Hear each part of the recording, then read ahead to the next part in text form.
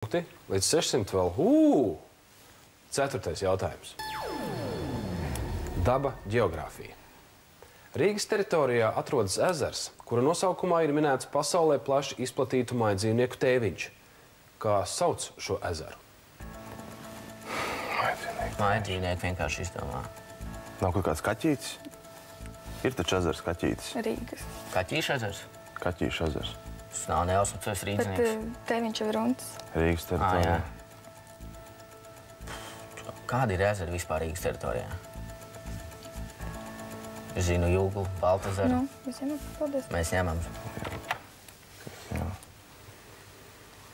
Krišāni? Es domāju, ka 50 nevajag ņemt. Mēs ņemsim 30 punktu papildu iespēju. Šie mājdzīvnieki ir fazānu dzimtas putni.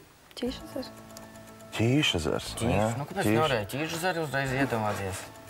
Ķīsis ir vai nedroši vien? Paga. Pagaid varam padomāt vēl bišķiņ. Ķīšu ezers, kādi vēl putnu ezeri ir? Kaut kāds flamingo ezers jau nav. Nu, nav jau citu variantu.